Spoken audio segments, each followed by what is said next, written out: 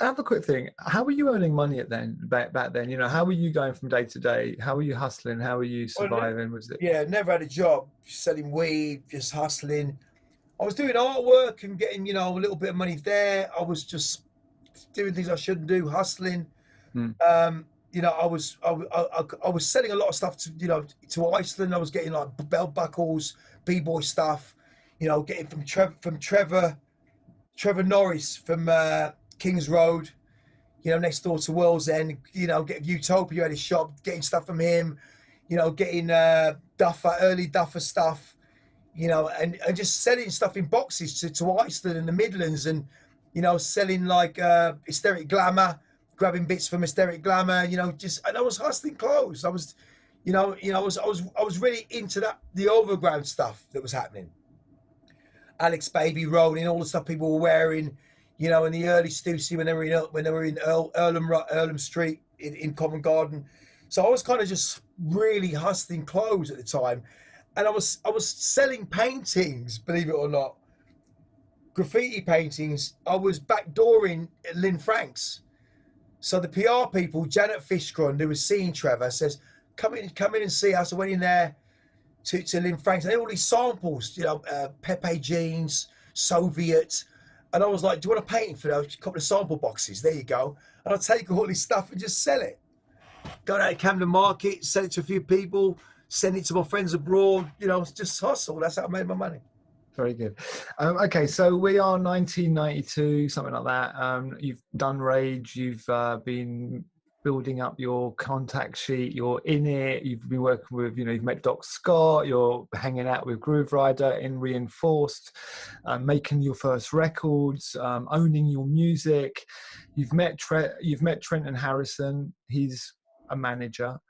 Yeah. What happens between that era and suddenly signing to a major record label and being the artist who is representing a movement and who is releasing an album which has never really been done before, certainly with this kind of music?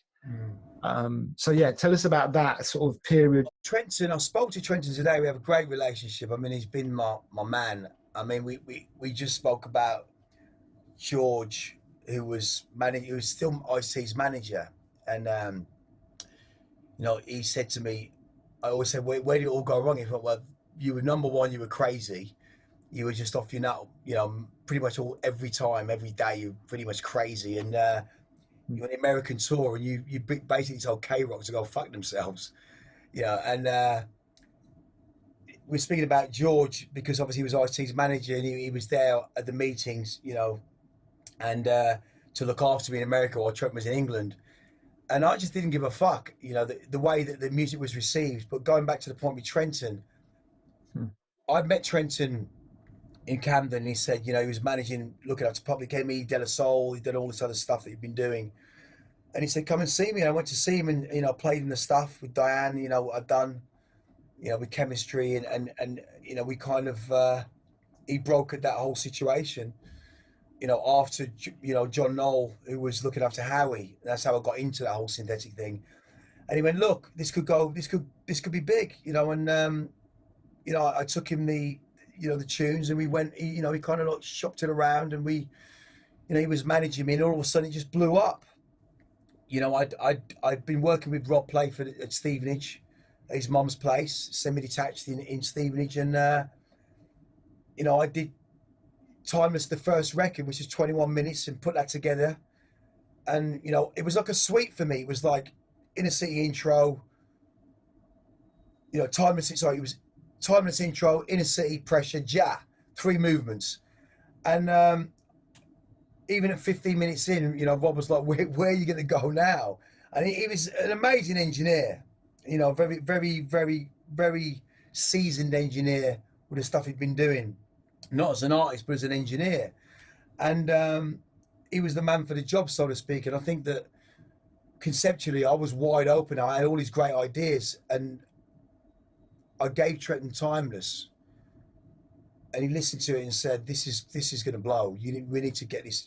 We went into shop it around and took it into various people. It was, Clive Black being one of them, Rob Manley, And then, of course, Pete Tong, and Pete said, you know, this is it. He sat there for 21 minutes whilst my dog was sitting next to me, massive. My pit bull was sitting next to me in his office, and just played him it on cassette. And he said, "Where do I sign?" And from that, it just exploded for me.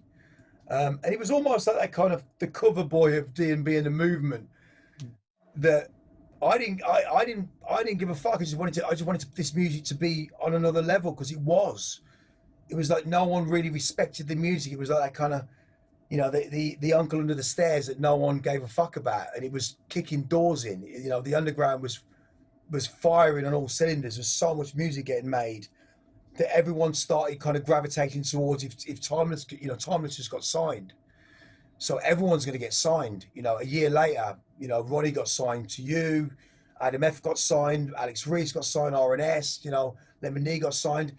It was the catalyst for everything. It was the blueprint for everything. That's what I believe. That's what I think. Yeah, totally. I mean, what's interesting, again, going back to Trenton, is that I think that if you're so sure about yourself in your music and your ideas, sometimes it's difficult to listen to outsiders with a different perspective. And I think for Trenton to get into your head and to make you believe in maybe a bigger picture was quite impressive, because, you know, I think it would have been difficult, you know, just to kind of, you know, I'd say you're a control freak. You must be a control freak, right? And so, but he had vision. Trenton had vision. He was like, he'd been in the hip hop. That's all his life, Even now, you know, I always call him Mr. Truffle. He's got gets gigs. You know, he knows talent. He spots it, the characters, the players, and you know, from then he was like, right, I want to get into some mixes, and you know, it was Ice Cube, Hand of the Dead Body, which is a great mix. You know, from that to Machine Head, to, you know, to you know, Rollins, to Henry Rollins, to all these, you know, extra boy with the X-ray eyes, all these mad mixes that we were doing, and we were like, we were making mad money doing those mixes, but still, meantime, this album had come out and it blown up. You know, the first tour, arranging the, you know, the live tour, because you got to get this live, you got to do this. We did The Word, you know, and then he introed me to a lot of people. He still is a major player, and we laugh about it, you know, about America and the way that it was. He said, "Look, man, you were just mad, and it was just too far ahead, you know, because where do you play Timeless, on K-Rock or Kiss?" Because it was white and black. It was this. It was that. It was college radio, and it was WBLS and Kiss. And your music, it's like, it's what is it? And America struggled with that. It wasn't like R&B or soul or, you know, loose ends, or it was just a different type of music. People don't realize that. I think when you look back, a lot of people think, well, yeah, Massive Attack was huge at the beginning. It wasn't. Massive Attack took 2 years. You know, it took 2 years and a lot of money to basically get it, you know, to a wider public, because it was just it couldn't fit. You know, that was very original new music at the time. Funnily enough, I released Young Disciples same time as Massive Attack, and Young Disciples was a lot easier to slot in because it had much more direct black roots in its music, so you could kind of put it into soul, funk, reg, groove, and it would get the play. But Massive Attack was neither white nor black. It was in between all of it. And then in England, it finally got there through, and funnily enough, is the white press, the NME and the Melody Makers and those sort of. Yeah, but let me point something out though. The other thing you got to understand is that I wasn't an engineer. I was a producer that was an artist, so it was different. It was kind of like, how can you be the front man and get a band around you and, you know, put all your labels on? I mean, I've got my keyboard here with all my labels, with all the numbers and the yellow, green, blue. You know, what you're going to press with your MIDI click, and, you know, when you're doing the live stuff. And it was, you know, go to Henry's studio, and, you know, and go to, you know, and just rehearse, go to rehearsals and learn to put it all on keyboards. And how do you dissect an album? And spread it out across a band. Who's gonna do keyboards? Who's gonna play live? And it was different. It was like Yamaha 100, you know, 0100s, 01s, you know, stack systems where you got the brakes loop in there, you got the keyboard trigger in, you've got, you know, Lorna Harris, you got Diane doing the singing, you got, you know, people coming on and off, you know, and it was and even then when we did The Word, we had Mel Gaynor from Simple Minds on drums. Don't say Simple Minds. You had Mel Gaynor from Central Line. Oh, I mean, yeah, well, Mel Gaynor was also, yeah, I know what you mean, but Mel Gaynor, for no, me, incredible, incredible. but I never, because he was Central Line, right, as well, right? Yeah, that's what makes me blow it up, because he is that connection with another generation of Black British music, which was like incredibly important. And that group Central Line, they had hits. They were part of a huge But that's the movement. thing before my thing, because for Mm. me, I kind of missed that being in the US. But you think about that, and you think about Diane being 52nd Street. Do you know what I mean? Because John Noel was looking after her, and that's how we got the introduction through Howie, because he Yeah. did like Candy Mountain. They were going to put his band together on the back of that, and John said, "Try Diane. She's a great singer." And of course, I knew 52nd Street, and then I got her on Chemistry, which was a different kind of vibe, but she got it, and straight away she was the voice of me. I mean, she's Inner City Life. We wrote that together. She's an amazing powerhouse, and that voice on a rave, in a rave concept, was just different gravy, because she already had the voice. But it was, for me, I'm like, it was less wordy. It was about hitting those notes, so it was a different thing. I So mean, yeah. that vision was huge, because I'd had this experience where I always knew that Dan would be instrumental. The voice would be instrumental to Timeless being a concept record of 21 minutes. It was my arrogance to do that record like that, because I'm like, fuck them, they have 21 minutes, it's a concept. And Inner City Life was taken out of it as a single. How do we make a single? Can you just make a 3-minute, 3.5, 4-minute single? There's Inner City Life. Not the other way around. It's a 21-minute record, an opus, if you like. And of course, it was a mad. When I think about it now, it's a righteous concept. It still is, and it's done what it says on the tin in that respect. But Mel, going back to Mel Gaynor, when you think about the one tune on Timeless, which was the live element, was Sea of Tears. Having a song that was outside of D&B, along with Adrift, which wasn't part of third, second, and third gear. It was like fifth and sixth and cruise mode. To how can the music be appreciated in a D&B element, but be outside of the gravity of what people think it should be. And I always wanted to do Adrift because of the Pat Metheny. I always wanted to do You and Me because of Robin Smith's involvement. Robin Smith as a player, a pianist, and a singer-songwriter in his own right was huge for me, because Trenton went, "You've got to meet Robin."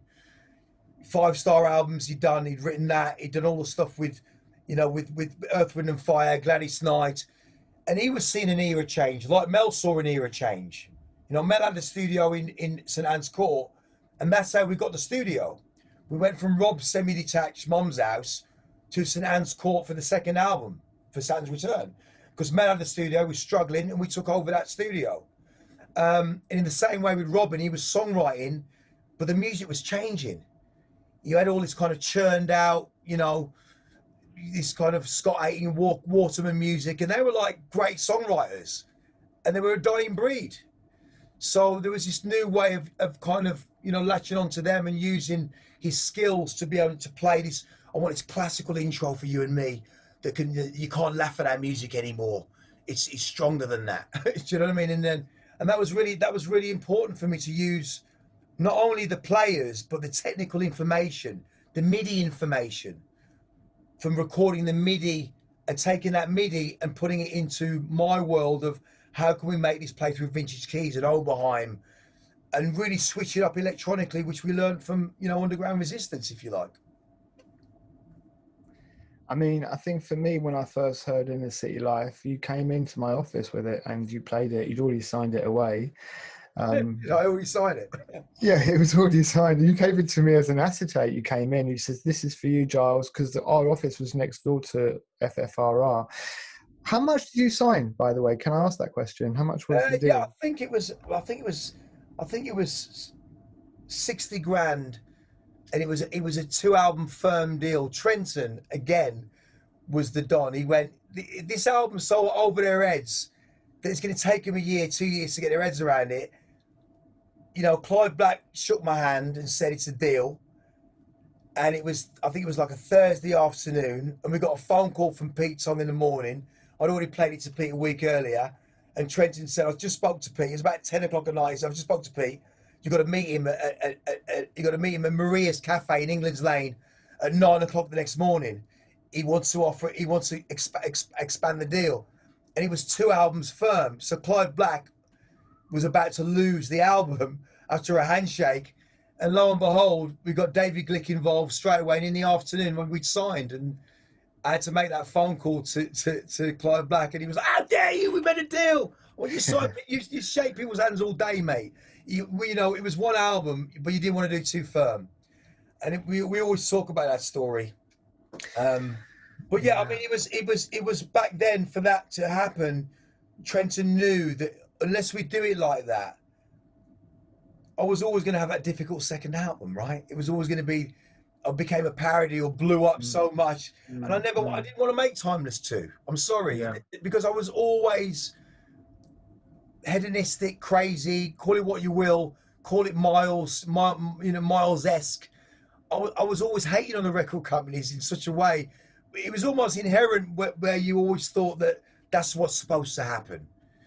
You know, you got to work against them. Fuck them, they're the record company, they're the devil. But yeah, but you're lining your pockets. But at the end of the day, Pete believed in the project. And did it blow up straight away? Did the record go in the charts? Well, I think it only got to 20, but I think it was a year later where it really started.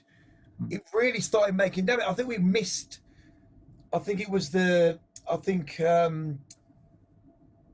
think Christian Tattersfield. It was late to be submitted for Mercury. For the what's it called? Mercury Prize. For the Mercury, it was submitted late, so it never made it. And so we kind of swerved that. In a way, to be honest, it kind of did me a favour because I think I would have imploded earlier. I think for me, that period of blowing up and having all this crazy dough and mad cars, and you know, there's still this Americanism. I had like 5 cars on the driveway. You know, I was like, you know, chrome rims here, gold, madness. I still had that going on. But I think for me, Saturn's Return, I'll stand by Mother to the day I go. Mother is still, for me, the absolute opus for me, because that still hasn't had its day in that respect. And it is that thing where, you know, you think about Kill Your Friends as a book. It was based on me being DJ Rage, right? And, you know, the way that, you know, Pete was Schroeder in the book, and he was like, this, you know, my career's over. You know, we're 15 minutes into this album, and 15 minutes into Mother, and nothing's really happened apart from the sound of gas and air. Do you know what I mean? So, well, can I just say one thing here? I think I've told you this before. I don't think you've ever really listened to me say it, but I actually, when that record came out, I was on BBC. I was on Radio 1 at the time, and they gave me some slot in the middle of the night, and I remember playing the whole of Mother. Did you really? I played the whole of it. No way. But I thought it was only Photek that did it.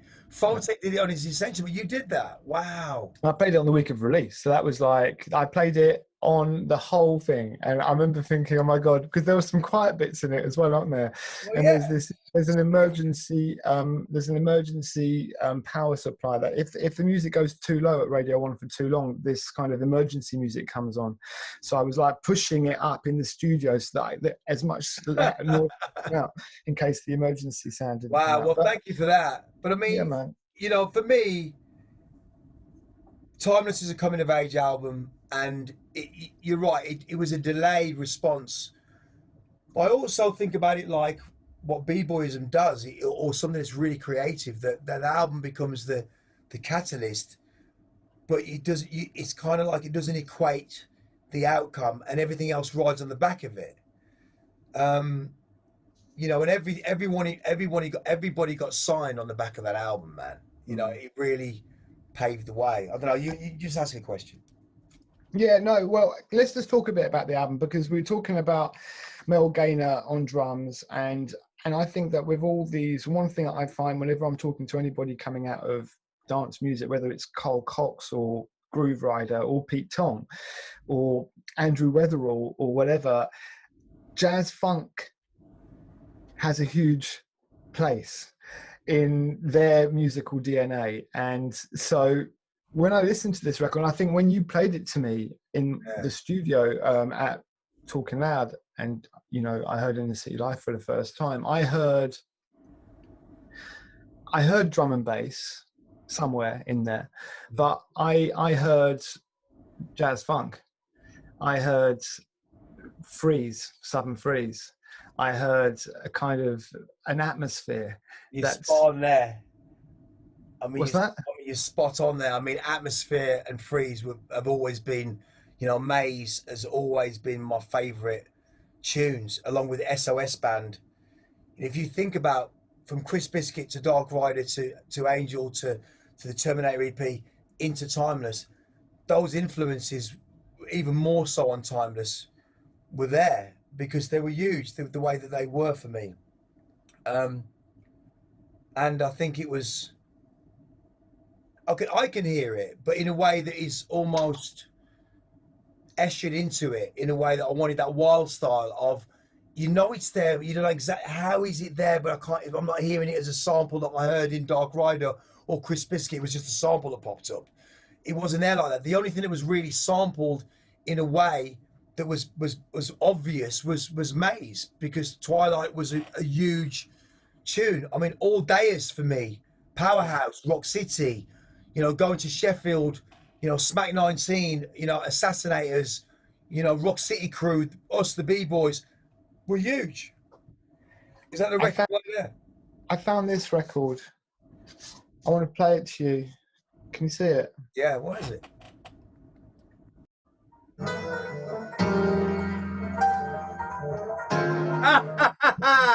Yes. Yes. Yeah, man. That's it. That's it right there. Yeah. A So you told massive. me about that. All of you that could only hear a little bit of that. Nobuko Takamari, right? Yeah, Takamura, Japanese. Takamura, a massive influence on and I spoke to you a few months back about it, saying that, you Yeah, know, it's pre-Spotify. That album's not there. yeah. And I'm surprised. I mean, where did that? How come you had that in your? Was it iTunes back then? How it come was you had Michael. that? It was Michael Copperman. Michael turned me on to that record. And when I heard it, it was like I had it on cassette. Michael rubbed me a cassette, and I wanted to make a song like that. And I said to Justina, you know, Justina Curtis, I said, you know, Justina's an amazing player. I went, Justina, could you play something like this? And she went, well, what? Fifths, diminished sevenths, you know, and she's playing something kind of like it, but not it. And of course, it became State of Mind. And for me, you know, getting Lorna Harris on the record, because she'd done an album with Howie and Dolby that never went out, never came out. She had a bit of a meltdown with it. And I called him and said, look, Olive Branch, come back and do this one tune. Come on, Lorna, do State of Mind. And we did it. And I wrote, it was the first song that I really wrote properly as a song structure. And Lorna learnt it, loved it, and we did it. And for me, that was me tipping the hat. That album is huge. I think that album was instrumental in my kind of like sonic, how to do down tempo in the right way for me. It was like there was nothing else that sounded like it. And I'd always listen to it on the way doing Timeless. I was listening to it on a cassette going from Thorny Tower in Swiss Cottage to Stevenage, and each time I'd be listening to the album, I'm going, I want to do this, and I get Justina to play these keys, and I get Mel Gaynor started like doing the loops, play this, I want to play it like this, and it was on the fly. We did that, and it happened, and it was my homage to a great album. I mean, it still is a massive album to me. That huge. So when you made the record, you did the initial Inner City Life. How much of the album did you do in that one go, or did you do it in stages? How did the album recording process happen for this finished Yeah, well, masterpiece? I recorded Timeless as the first piece with Rob. I said I want to make this instrument, this really cutting edge piece. It's going to be like really long. I had the idea of this Timeless, the original loop in my head going round, and it was always going to be a piece of steel on an edge going through space, going forward. But it had peripheral. You could see both ends of infinity that go outwards, but it had this ring of steel going through space. I was watching Space Odyssey at the time. It was really influential of like this atmosphere.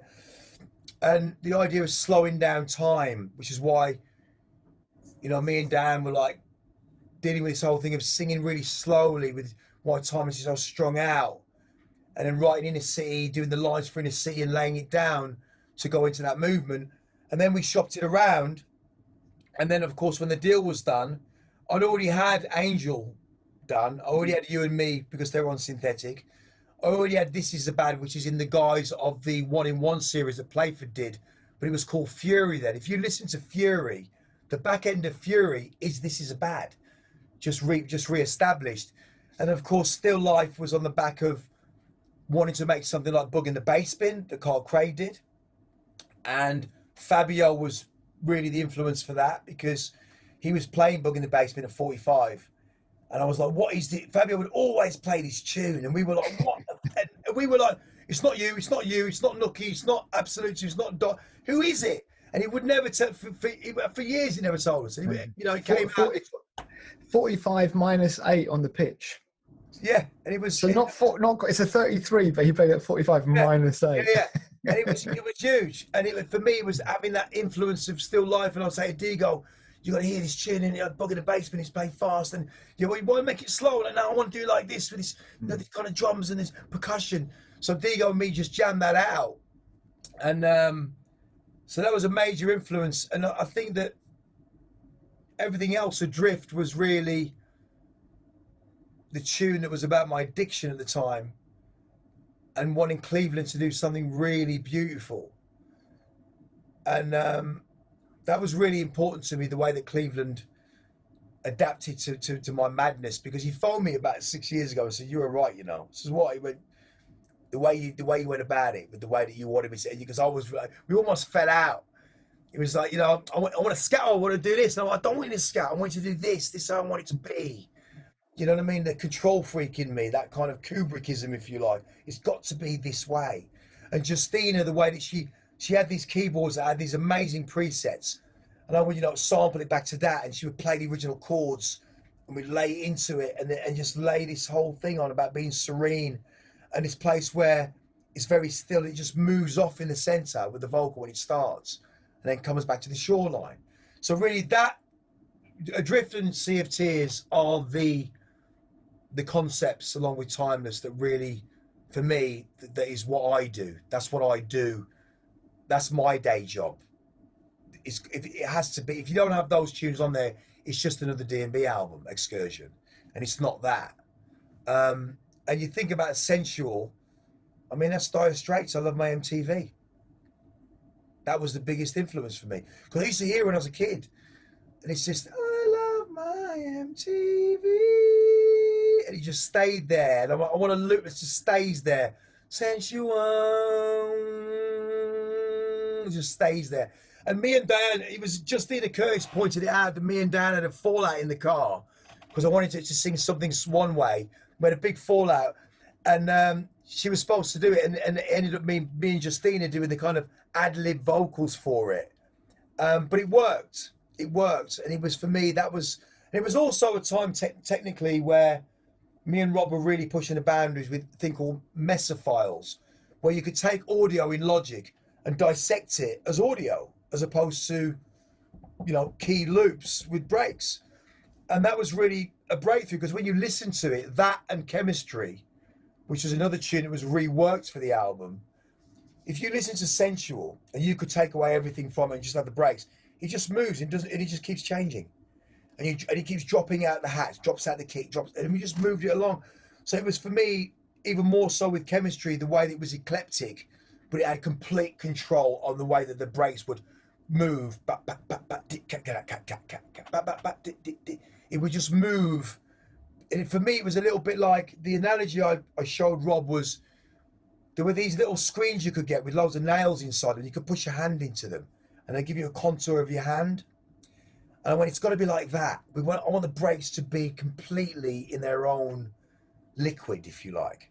So they just sound like a complete movement. It's just, you know, for me, that was like editing perfection almost, those tunes. You talked about you were going through sort of addiction at that time, you know, did that kind of, were there days you couldn't go in, or was it sort of, you were living it and you weren't yet sort of looking at? I was kind of living it, but you can't be on it in a studio. That's No. the rule number one. No, no, no. It doesn't work. Your sound, it doesn't work. Your ears switch off. It was for me, it was, I know it's just really wrong to say, but that's the concept. I'd weekend off it, lose myself, put it together, write all these mad sketches in books. I've got loads of books I just draw sketches in and like writing and words and listen to Miles Davis, listen to Decoy, come back here like that, and then I write Charles Mingus, that thing, that, and just have all these ideas and go, right, Rob, we're doing this Tuesday, and a day off Monday, yeah, crap. I want it to be like this, right, breaks, but I want it to be like this. Take this thing from a cassette, yeah, I got that. What's that break? Oh, I don't know what it might be. It's that, well, it's assembly line, circus break. We started naming all these breaks, redoing them, finding the originals, dissecting them, editing them, and then conceptualizing how I'm going to work it, going there. It was always about the arrangement. I've got my big board on the back wall, and I'd always be drawing out on the board. I wanted to go like this. And then me and Rob had times where we were like that. And I went, Rob, just listen. This goes like that into that. Yeah, but it's the same. It's math. It's there. I said, yeah, but it does. Even if it's going to go there, it's not going to sound right because of this dynamic. It won't. Move it there. You know what I mean? So for me, I would always fight for that space. And being that control freak, it paid off. Because Rob would be like, you're fucking right. It works. I don't know why it works, but it works. But the addiction was, was heavy into Saturn's Return, where did rehab, did all this fucking mad, trying to get all this fucking self-help and go out there, but still the art was the thing that was in my ear. This isn't you, man. Get back into the creative side of it. And to be honest, I was out there for a long time, and it felt like being a loner anyway was one thing, but it was like being a bigger loner because all this stuff had blown up, and I didn't want to be around. I'd go out, if I went out to 10 rooms or a party, I'm 20-handed. The entourage, it was all the hangers-on and the people. It became too much for me, to be honest. How did the community feel, the drum and bass community? How do you feel they responded to your record? Because it wasn't a record you could. It was kind of your classic record you listen to when you get home, like you were doing after Rage, right? It wasn't like the bangers, if you like. It wasn't like Billinger or Optical. It was a thing where I'd done that earlier on with those tunes. People forget that. People forget that Dark Rider got played for the first time in Rage. They forget that Terminator got played and was on dubplate for 18 months before it even made it to vinyl. It was recut 3 or 4 times. Hype used to mix it together at Orange Club, 2 of them in the mix, scratching them both up. For me, I'd already done that so early that by the time the album blown up, people forget that I'd done that. And I couldn't go backwards. I didn't want to make bangers. I wanted to make conceptual music. But that's why Metalheads came along. Because I already had Reinforced and then moved out of that. And then out of that came, Drums 95 and Rider's Ghost. So that was the beginning of Heads and obviously then Blue Note. So I already had my camp now. Metalheads is my life. And let them boys do first and second. I'm going to be doing this down here. And I didn't really give a fuck, but I got a lot of flack. You know what I mean? I got a lot of flack, from a lot of kind of like, people wouldn't say it to me, but they were like, he's selling out, he's doing this. He's like, it's a pin-up boy. He's saying, yeah, it's the face of it. They all wanted to be on the front cover within 2 years. Do you know what I mean? It's a dirty job, but someone's got to do it, really. But I didn't really care because I'm a b-boy. I didn't really care about that. Mark and Digo, let me just finish. Mark and Digo were like, listen, man, you're just doing your thing, man. That's why I can't be bothered with all that. I can't be bothered with all them fucking idiots, man. We were doing that shit years ago. Do you know what I mean? So that was it, really. And when you think about Tom and Jerry was their response, they went, what, you want jungle? Let me show you some jungle. That's jungle for me. I mean, there's a lot of great jungle music coming out of London. And that's my family. And you're going to get it with all kinds of music. With every genre you get it. With hip-hop, you had the same thing. There wasn't really beef, but it was just that thing where, it's, flash car, he's blowing up, he's doing this. I got a Raw Club on a Monday night. Do you know what I mean? Like, pull up on a Monday night, Mercedes, get in there, like, walk in. And of course, the ego, and I'm giving it a big one, but I'm like, well, I'm doing it, and that's what I'm, it's, the action speaks louder than words. I'm just nailing it. I'm doing what I'm doing.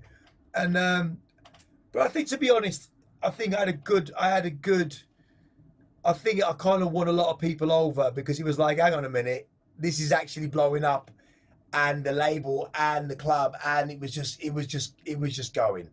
Yeah. You know what I mean? It was a movement. You know, you can't extract me from the movement. You can't take, you can't take Groove out of Rave. You can't take Fabio out of D&B. You can't. It's all part of it. So I think I had Groove and Fabio supporting Randall, and I was Randall's box boy, so it didn't really matter to me. I didn't really give a fuck what anyone thought. I've got to just tell you a little story about something that people might not know about you, but I think that, of course, you're talking about turning up with your big cars and your big trainers and all that stuff, and that side of you. And, yeah, that's the friction that you need in any culture, I think, to have that debate and that discussion and the egos and whatever, the passion. The thing is, you are also a really important person in terms of supporting people. And a friend of mine used to write for a magazine called One Week to Live. And he wrote an article about comics, one of your boys, or I think it was two of them at the time. Yeah, Gilles, And and guy. yeah, and apparently there was a really great article about them in this magazine. And you wrote, and you were really pleased with the article, and you basically, I think you went over to the magazine to say, well, you wanted to meet the writer, and you went over and you said that was a really great article. Thank you so much. And it's the kind of thing that people who don't care necessarily wouldn't do. And that really, really touched him. I was speaking to him about it the other day. He says, oh yeah, I've got a great memory of Goldie. He didn't have to come and say, big me up and give me encouragement and thank me for what I'd written. So yeah, that's the other side that I people mean, probably don't I know. think about the label now. I think about Anthony, and I think we're 7 years in. It's the best it's ever been. I was always giving people chances, like Chris Ball and all these other people trying to run the label, and they didn't get it. And Kemi always said the entity will rule itself. Heads will be heads, even with you there as its moniker. But heads is a spiritual thing for me, the label. So could I have made it a better business model? Maybe, but I wasn't. I was always about the art. So I didn't really care if I burnt bridges, or I'm about the artists. And Blue Note was that platform for all of those artists that was blessed with digital, John B, Alex Reese, Wax Doctor, Hidden Agenda. I mean, seminal records. And if you didn't get Timeless, you're gonna get this, because that is part of this, and that is not to be deciphered in your own time, and you'll get it one day. I mean, here we are, 25 years later, 26 to be exact. But when you think about what the label meant to me, I would phone back to England on tour at the end of a live gig with Perry Farrell or Bjork on a Sunday night. How was it? How many did we get in? How was the club? Who played back to back? Well, the lineup, get the lineups, make sure it's right. Meredith, we did the lineups with Groove. Groove used to help me out getting the lineups together, along with Kemi and Storm. And I'd always be concerned about that. I mean, Trenton bringing the gold disc down when I got back off tour and presenting, switching the lights on in Blue Note and presenting that disc up there. Oh yeah. There, presenting that gold disc to the club we've made it. Yeah. And it didn't matter. For me, it was always about the artists. And each one of those artists that was signed to the label all went on to do massive things. And that's more important, because that's what it's about. And I think for me, I'll be arrogant with certain things, and I'll be really cold with people that we're interviewing, asking silly questions. And I got taught how to respond in the right way, because I'd have some really shit reviews by going, oh, is this and that, and they'd say one thing and wouldn't print the other side of it. But that's just me all over. So, I just think that's what it is. But I think the label's still the most important thing. The artists from Phase to Grey Code, to Gremlins, to Cyclone with a new album, with all these great artists doing great stuff. I mean, SB81, from my hometown, Wolverhampton, along with Gen 1. These kids are doing great stuff. And I think for me, it's given me the fuel since I've been in Asia, seeing these guys develop into album status. And the icing on the cake is Nookie. I mean, he's just come with his double album, Binary State, and his Nookie album on the D&B tip, and his 2 techno albums. I still love it so much. But did I care back then? A little bit. We all get hurt by, you know, people's response to the music, because we're fragile. We love it so much. And I got some really horrible reviews about Timeless. I got some really like, what's you do? You know, it's shit. Or you get some people in America or, you know, Sweden going, this is fantastic. Or in Germany, it's amazing. But I don't know. You know, people compared it to Cabaret Voltaire. I didn't even know who they were at the time. Do you know what I mean? Pretty good one.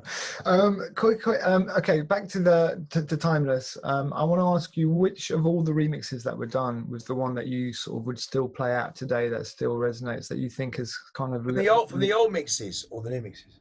well, no, do the old mixes and then maybe talk about the new mixes. We'll Yeah. go, yeah. I mean, from the mixes from Timeless that were done, I think for me, For Hero, for me, that, you know, Mark and Digo's Inner City Life mix for me still special. And they went on to do, like, you know, the Golden EP. Do you know what I mean? They went to do their own thing into For Hero, and I think there was an influence there that went both ways. Golden Age, especially, and I think me and Mark, without a shadow of a doubt, enforces styling and AR. You know, the Internal Affairs project was at the same time. You know, was backing it. But I think for me, mixes wise, I think for me, Doc Scott's chemistry still gets me every time. Every time, that still touches me to the core. You know, along with you know, along with, you know, I mean, our rendition of chemistry for me is still special. You know, Scott's chemistry is out there in its own space. But at the time with the record company, you know, Ronnie did a mix and Nookie did a mix, and, you know, for me, ultimately, after all that happened and you go through the motions of who's going to mix what and you get all these people to do it, I was still very kind of like, I wanted more out of it.